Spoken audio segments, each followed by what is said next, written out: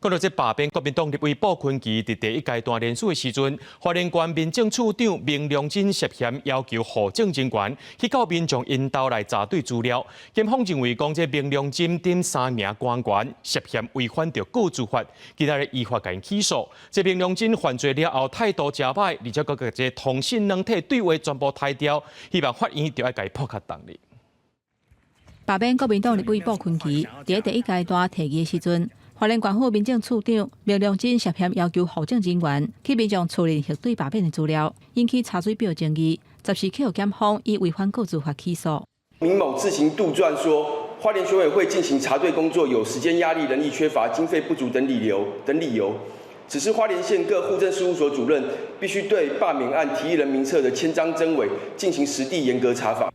按规定，查对罢免提议人的名册，敢若限制户口资料的年岁、大个期间、身份证号码、住址，看敢是有毋对。也若敢是代替签名，伊若是真是假等等，是由选委会来查核。检方调查了后，以涉嫌违反个资法，甲明良真甲另外2个县府的官员吴俊杰甲张伟定起诉。检方认为明良真假做主导者，违法了后完全无忏悔，甚至还佫甲赖通信的记录拆掉，要来下提责任，所以建请法院甲伊判重刑。明良真现在还是我们花莲县政府的民政处的处长，虽然在停职当中我想花莲县政府应该要立即的来做出撤职这个动作那也希望明良真自己来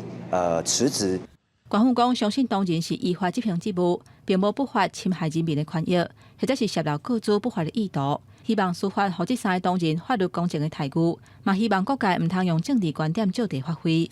我们相信我们的同仁都是依法执行职务，这整个过程中，3位同仁相信他们都并没有不法侵害人民权益或泄露个资这样的不法的意图。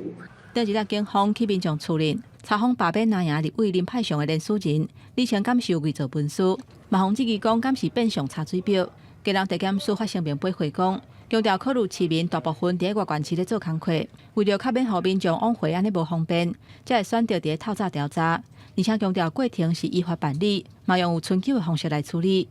记者综合报道。